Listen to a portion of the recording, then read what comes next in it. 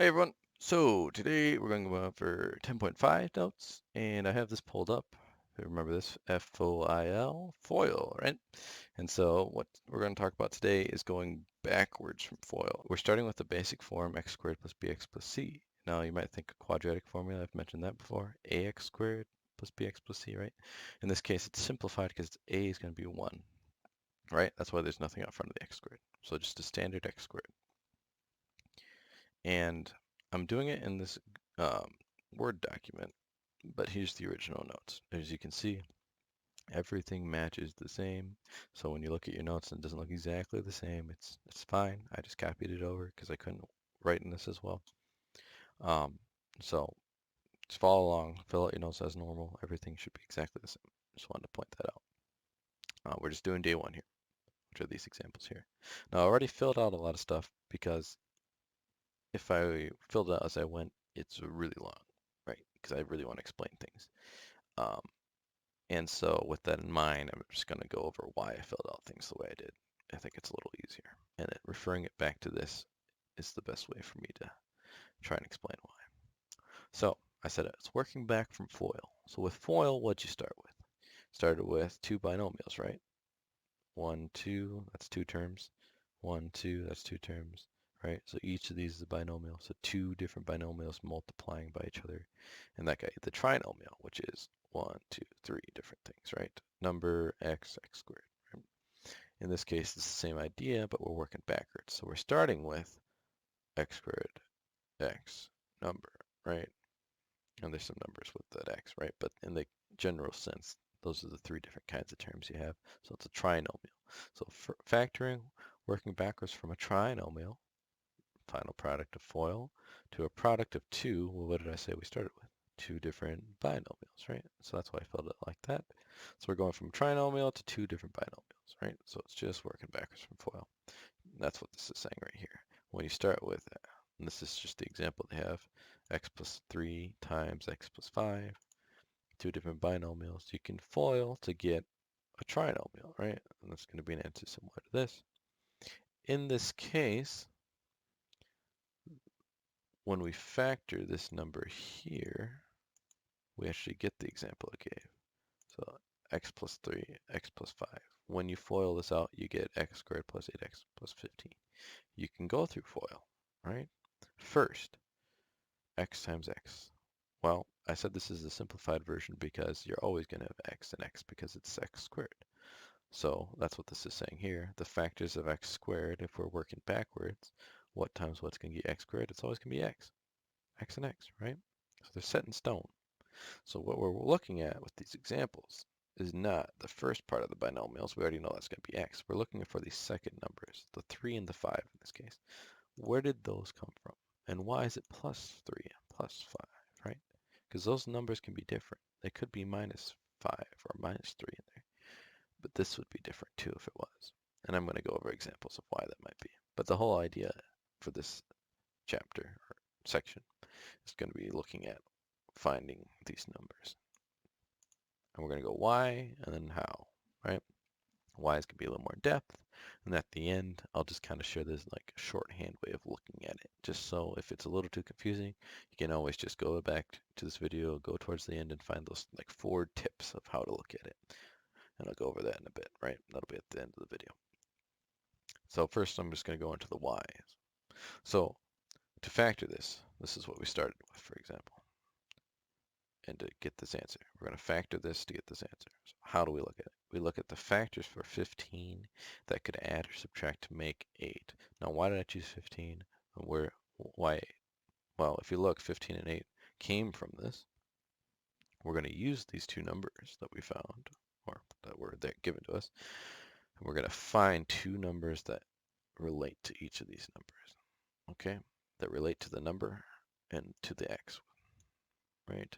If we're breaking it down to x squared, x, and number, we have the number with the x, and then we have the number by itself. And these numbers here relate to that. How so? Well, in this example, 3 and 5 add to equal 8, and 3 times 5 get you 15, right? So the factors of 15, meaning they multiply to get 15, 3 and 5, they also need to add or subtract to get 8. That's just the how, right? Okay, so if we weren't even going to think about why, we're just going to be like, okay, how would I get these numbers? Okay, I need to find two numbers that multiply to get 15 that also add to equal 8. All right, well, we can go through the factors of 15, right? 1 times 15 gets me 15, but if I add 1 and 15, I get 16, so it's not 8. All right, what else goes into 15? 3 and 5. Okay, 3 times 5 gets me 15. 3 plus 5 gets me 8. Okay, found it. Bam. Quick as that, right? But math isn't about just doing, right? It's about knowing why. And in this case, it's quite complex looking at the example I gave to relate it back, right? This isn't the same thing because what do I have? I have a 2x and I have a negative x, right? And that makes things a little trickier. That's why trying to work backwards is going to be harder when we have examples like this. That's why we're giving you examples with just x squared. Because if I gave you something like this, negative 2x squared, things get more complicated. But with that said, we can still look at this example and kind of break apart where these ideas came from. Why do I need to subtract to get, or add these two numbers to get 8? And why do they need to be factors of 15? Right? In this case, though, in a general sense, they need to be factors of the c. Right? Because 15 can change. Like down here, it's negative 9, positive 8.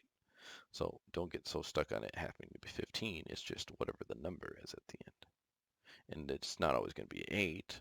As you can see, it's positive 6. It's negative 9, right? So it's going to be that b. So remember, this is the general formula, or general expression, x squared plus bx plus c. There need to be factors of c, the number, and then need to be two numbers that add or subtract to get the b, the number times the x, right? With what's given to you. Now why? Why bx and why c? Why those two things? Well, if you look at FOIL, right, and we think about, okay, the steps we took, we're starting here at the end though. So if we work backwards, I chose 20. The two numbers have to be factors of 20. So I think, okay, if I go here, or 15 in this case, the 15 is the same thing as the negative 20 here, right? It's the number at the end. You have x squared, 8x, number at the end, 15. X squared, x, number at the end. So for all intents and purposes, c is 15 here. So c here would have been the negative 20. So we can work backwards then to kind of figure out why did we choose the factors of 15? Why did that give me these two numbers? Well, if we look back here, where did this negative 20 even come from? It was the last. It was the product of the two numbers in the binomial. 4 was the number in this binomial, and negative 5 is the number in this binomial. So 4 and 5 multiplied to get the negative 20. So if we work backwards here, 3 and 5. 3 and 5 are going to multiply to get that 15 if we use the FOIL method, right? They would be the last step, but these all have x's in them. So these are the last step is the only one with only numbers. So if we look here, the only step that's going to affect this 15 are these two numbers. The x here and the x here have nothing to do with it. So we know, factor-wise, for the 15, it's going to be two different numbers. All right. So that makes a little bit of sense if we work backwards. Okay. The number came from this. All right. And this is just the last two numbers in each. All right. Makes sense. But then why the 8? This is where it's hard to use this example, right? Because 14 does not relate necessarily to the 4 and the negative 5, right? Because 4 and negative 5 don't add to get 14. So using this method wouldn't work. But again, I did say it's different because this is the negative 2x squared. So the factoring is different, right? Because that 2x affected, and the negative x affected the total product that we'd need to add to get the negative 14, right? But we can still look at this example and see the negative 5 and the 4 still were involved in getting the 14, right? They just multiplied by the numbers out front. So negative 5 was the outside, right? Negative 5 and 2x. So if we look back here, the outside would be x and 5 for FOIL, right? And the inside, the other part that has an x, would be the 3 and the x. the 4 and the negative x here, right? So as long as we're just looking at the method, don't get so hooked on the numbers that are in here. We can look back at here. We could do the same thing. First would be x and x. Outside would be x and 5, right? Inside would be 3 and x. So the 3 and the x, 5 and the x, what would we do with those? Well, we take the outside, we take the inside, and both of them have x, so we added them together to get the 14. So where did this 8x come from? Well, we took the 5 in the x, the outside, the inside, 3 in the x. That's 3x, 5x. We'd add them, just like we did in this example. So when you FOIL, you add the outside and the insides, right? So 5x, 3 times the x, get you 8x. So that's why 5 and 3 multiply to get 15, and then they would add, when we look at the FOIL, the outside and the inside, to get the 8. Okay, that's still pretty complex. Maybe it's confusing, right? I get it. I get it. Totally get it. That's the why, okay? So what I want you to get to is understanding that. If you don't get it, it's fine though, because you can still solve the problem without knowing why. Everything I just went over, that was the more complex stuff. I wanted to get it out of the way to kind of explain the background of why we're doing this. But now I'm just going to get into the how, because I think, it's still useful to have the skills, right? And, you know, if you start with the how, you can still work your way to the why. The why is probably the hardest part, right? So I started with that just to give you an idea for some of you who might be a little more on top of this, might understand a little better. Heck, maybe for some of you this makes all complete sense. I don't know. But I wanted to start there just so you can kind of think about that's where you want to get to. You want to get to that level of analysis. But if you're not there yet, totally understandable. Okay, so now I'm just going to go into the how. I'm going to break it down into the simple steps. So there's 4 examples, and I want you to pay attention to the signs, okay? This is where I'm going to just break it down to the 4 steps. There's 4 different ways of doing this, if that makes sense, okay? And it's all based on the signs, right? So there's a plus plus, that means everything's positive. There's a minus plus, that means they add to make a negative and they multiply to get a positive, right? The number, just like here, the number, it's factors of that give you to these 2 answers, right? 5 and 3, and they add to get the 8. So in this case, they're multiplying to get the positive, and they're adding to get a negative. Okay, so that's another example. Negative, negative. So they're multiplying to get a negative, and they add to get a negative. And then positive, negative, where they multiply to get negative, but they add to get a positive. Those are the 4 different ways. Plus, plus, minus, plus, minus, minus, plus, minus. Okay, 4 different ways. Now, each of those ways is going to give you clues to what the answer is going to be, right? The first thing you should always think about is we're going to always need to look at the factors of the number. Factors of 8. 8's the number here. Factors of 20. Oh, I didn't even say that. I should write that. Factors of 20, right? The number. Factors of negative 9. And factors of negative 28. So we're always looking at that number. This is always going to be the most important step. Just write out the different factors, okay? And then we'll think about how we want to worry about adding them, right? So we already know we're going to have to multiply to get the 8. We already know we're going to have to multiply to get the 20. We got some of the factors laid out for us. Okay. So why did I choose 2 and 4? We had 1 and 8. Why didn't that work? Well, when we have positive, positive, here's the tip. Positive, positive, both numbers are going to be positive. Okay? So then you just lay them out like 1 and 8, both positive. 1 times 8 gets you 8. Okay, makes sense. 1 plus 8, does that get you 6? No. So then you just keep going order. This is probably the easiest one, right? Plus, plus, those are both pluses. 2 times 4 gets you 8. 2 plus 4 gets you 6. That's why I highlighted the answer, right? It fit both criteria. You just plug them in then. X plus 2, X plus 4 in the parentheses, right? Respectively. Now, would it matter which order I put them in, right? No, because when you FOIL them out, it ends up getting you a final X answer and then the number and the X squared, right? X times X gets you X squared, okay. 2 times 4 gets you 8. And then there's going to be a 4 times an X and a 2 times an X. Doesn't matter which order that goes, right? Looking over here, would it matter the inside and outside if these were flipped around for this example? If I flipped X plus 4 here and put the X plus 2 here? No, right? It's not going to make a difference. So if with this example, with any of these examples, once you find the answer 2 and 4, throw it in whichever order. But just make sure you keep the signs the same.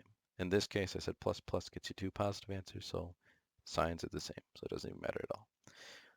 This one, minus plus, it means they multiply to get a positive, but they add to get a negative. What does that tell us? Well, the hint is what multiplies get a positive number? Either 2 positive numbers or 2 negative numbers, right? In this case, 2 negative numbers because we're adding them to get a negative number. You can't add 2 positive numbers to get negative.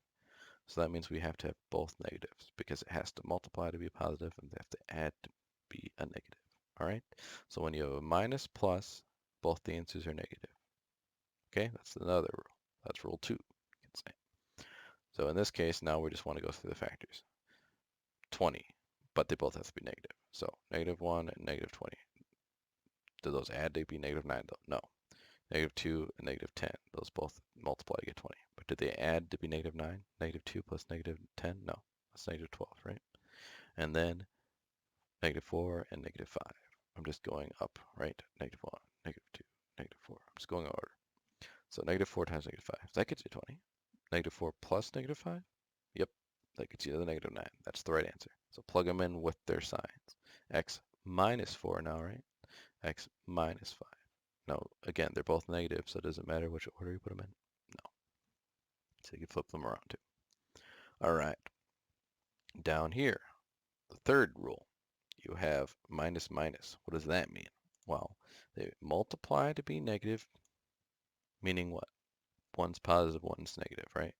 Because as I said earlier with the 20, if it's positive, there's only two ways of doing it. Positive, positive, negative, negative. But when it's negative, there's only one way. Negative, positive, right? With multiplication. So the other thing, though, is that I said they're both minus. So minus, minus. So if they both add to be negative, and one's a negative and one's a positive, that tells us that the bigger number has to be negative, right? Because if I had a negative times a positive and I add them together, and the answer I know is going to be negative, that means that negative had to outweigh, you could say, had to outweigh the positive one in order to stay negative. So in this case, I wrote down the different factors for negative 9 first, right? I went negative 1 times 9 can get me negative 9. I went 1 times negative 9 can get me negative 9. And I did 3 and negative 3, right? Those are the only factors for it. But then I looked at the negative. I was like, negative, negative. Oh, okay. So the bigger one with negative, negative has to be a negative. So I knew it couldn't be the first one because 9 is bigger than 1. So 9 has to be the negative one. And then I just I went in order. I knew this one wasn't going to work, so I went to the second one. 1, negative 9. So 1 times negative 9 gets me negative 9. 1 plus negative 9 gets me negative 8. Yep, right answer. Then I plugged them in. Now, remember, keep the sign. So negative 9, x minus 9. Positive 1, x plus 1. As long as you keep the sign with them, you're good. Right? So as you can see, once you get going, it's not so bad. And the last example is a plus minus. What does that mean? Well, again, the product is negative, but what they add to in this case, on rule 3, it was negative, negative, meaning they add to be negative, meaning the negative number has to be bigger. For rule 4, it's kind of the opposite idea. There's a positive and a negative, but they add to be positive, meaning the bigger number has to be positive, right? So as long as you remember the rules, you can kind of figure out what answers are applicable. So if I have negative 28, what are the different factors? Well, I already said the bigger number has to be positive because they add to make a positive number. So I just wrote the factors with that in mind. Negative 1 and 28 because 28 is the bigger number, so it's going to be the positive one. Negative 2 and 14. 14 has to be the positive one because it's bigger. Negative 4 and 7. 7 has to be the positive one because it's bigger. Okay, and then I went and thought, well, each of these I already know is going to multiply to be negative 28. but do they add to get me 3? Well, negative 1 plus 28 is not going to be 3, right? That's positive 27. It's way too far away. Negative 2 plus 14, that's negative 12. Still not close. Negative 4 plus 7, does that get me 3? Yes, it does. All right, so then you plug those in. X minus 4, x plus 7. Okay? So maybe write those rules down even. And I'll write them here. Plus plus means both positive.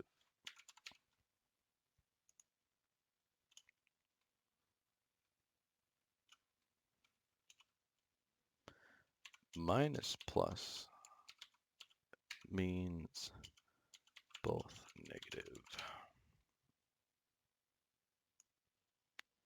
I'm going to like highlight these because I think it's important. It's probably the best rule we can kind of have for moving forward.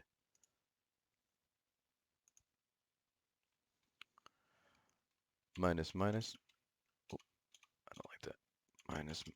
Why is it doing that? Minus minus.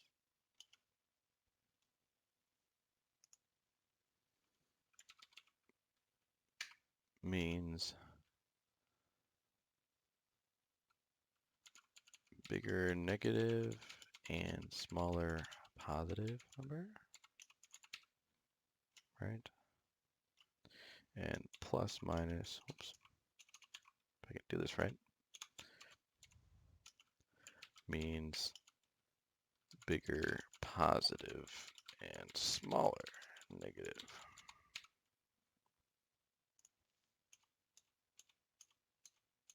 There we go. So those are the four rules. So look at the signs, make sure they're in the right order too. Is it x squared minus x plus number or minus number, right? X squared x number. As long as it's in that order, then you can look at the signs. Plus plus, plus plus, minus plus, minus plus, minus minus, plus minus. And then you can look at these rules. Okay? Hopefully that helps. That's the hardest part is this. And then in the next video, I'll talk about solving with this stuff that we just learned. All right. If you get confused, let me know. I'll try and find another way to explain this. But yeah, just keep these in mind. These are the easiest ways to remember it, in my opinion. All right.